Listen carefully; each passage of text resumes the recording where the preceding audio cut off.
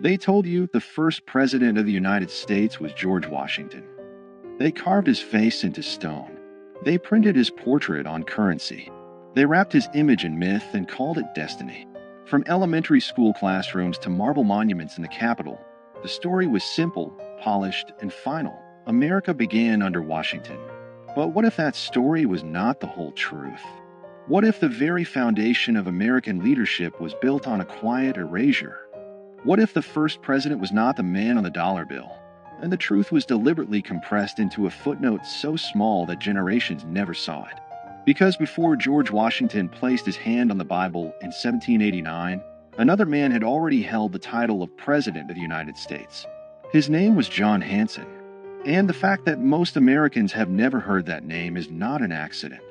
It is a story of constitutional confusion, political myth-making, and the deliberate shaping of national memory. To understand how this happened, you have to go back to a time before the Constitution, before the polished republic, back to a fragile confederation stitched together by war. In 1776, the 13 colonies declared independence from Britain, but independence was only the beginning.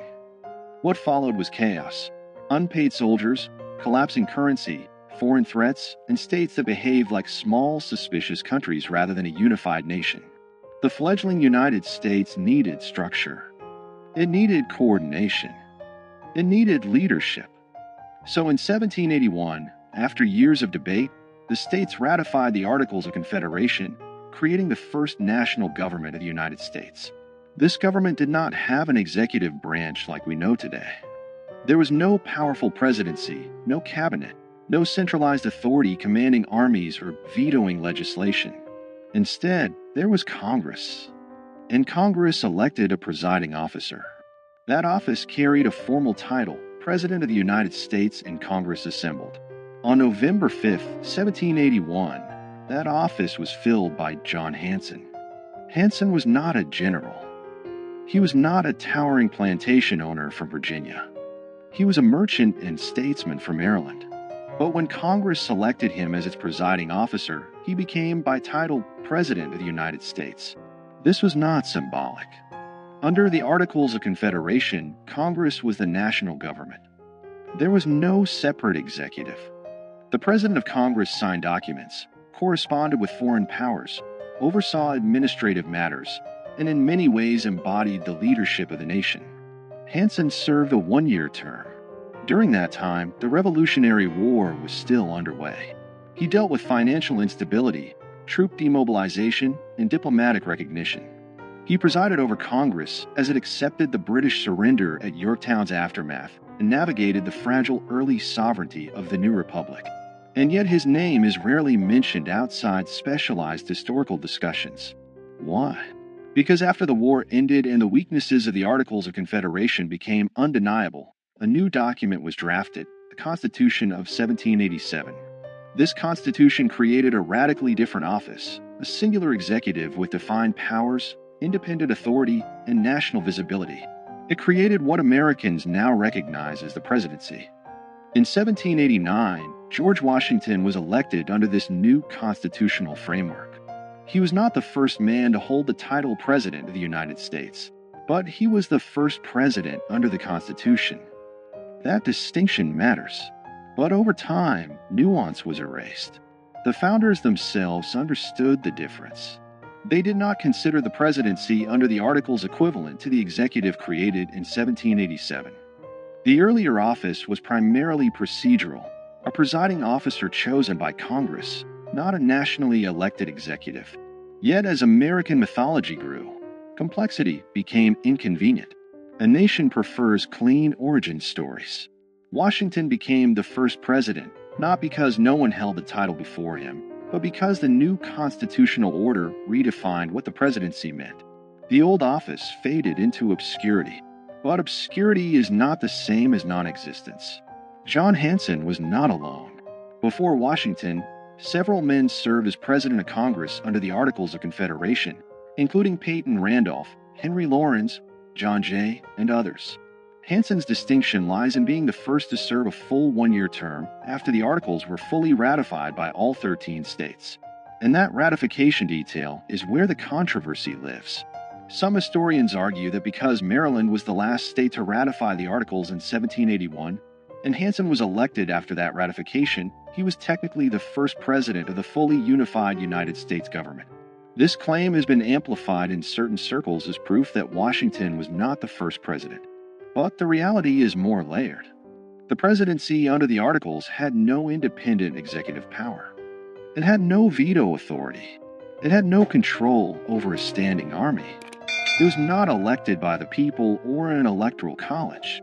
It was chosen by members of Congress and largely functioned as a moderator and administrator.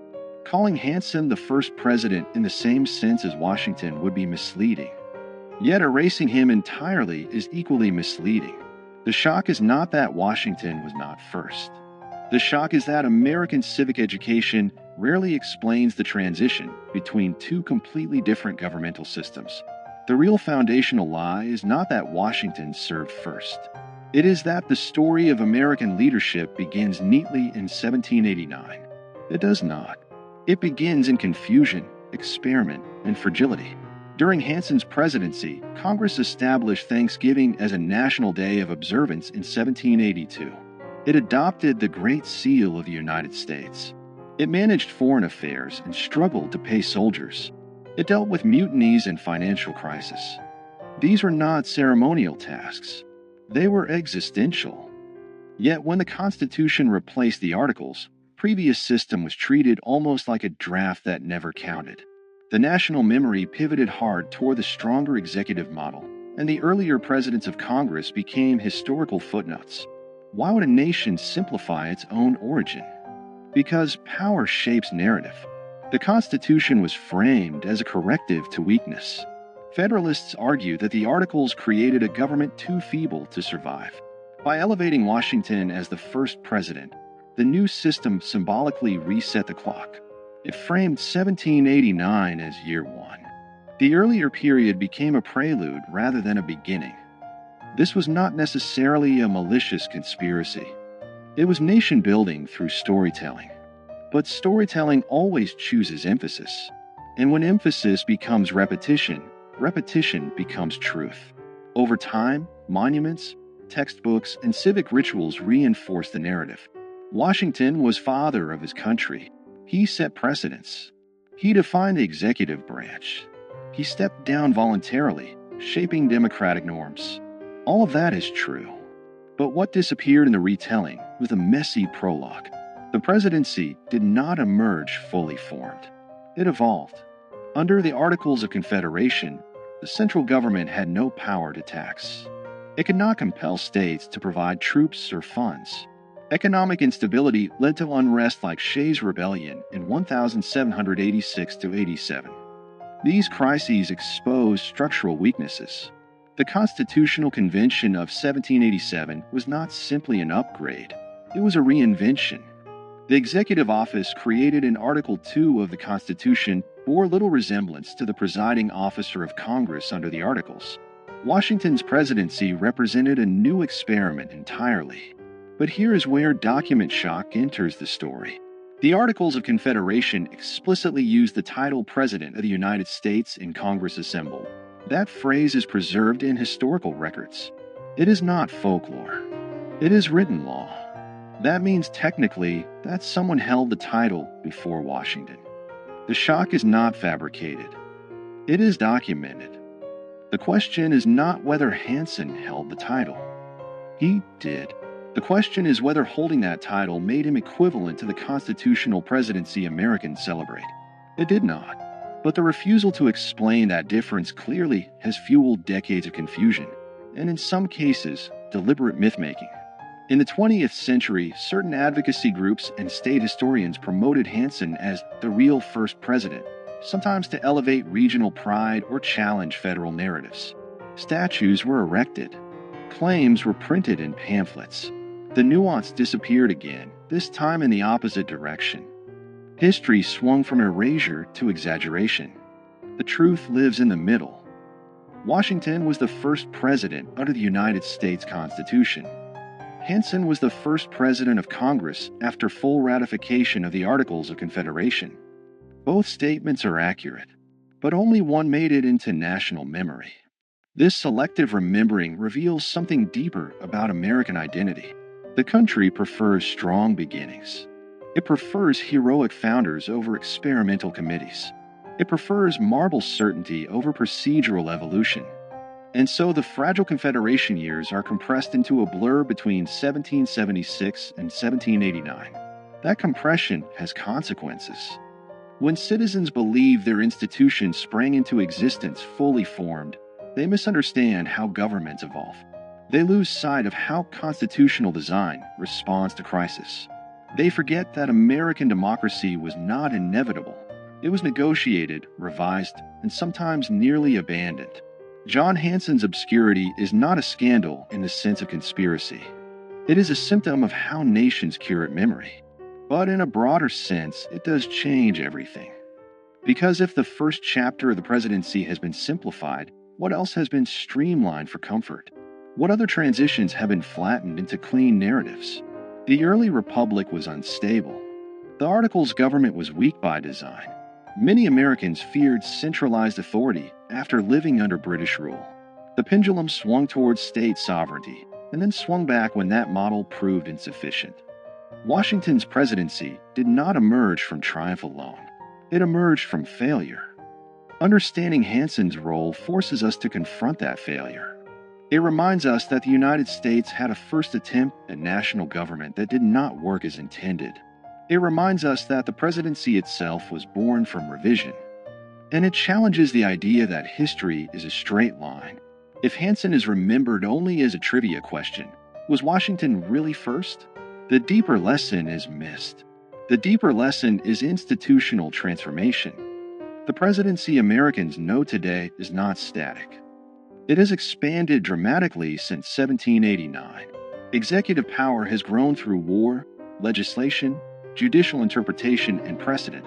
From Washington's cautious leadership to the sweeping authority exercised during the Civil War under Abraham Lincoln, to the global executive power of modern administrations, the office has continuously evolved. Recognizing the earlier presidency under the Articles reveals that evolution in its earliest stage. It shows that titles alone do not define power. Structures do. And structures can change. In the end, the accusation embedded in this story is not that America lied about Washington. It is that America simplified itself. It presented a polished origin instead of a complicated birth. John Hanson's relative obscurity is not an injustice of race or suppression in the way other historical erasures have been. It is a reminder that institutional memory is selective. But selective memory shapes civic understanding.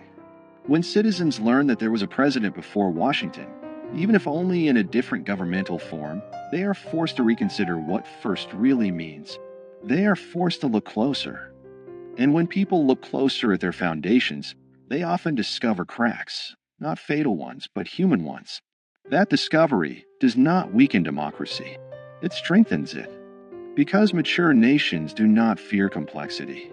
They embrace it. America's first president was hidden, not in a secret archive, not in a burned document, but in the quiet margins of a transitional government that did not survive.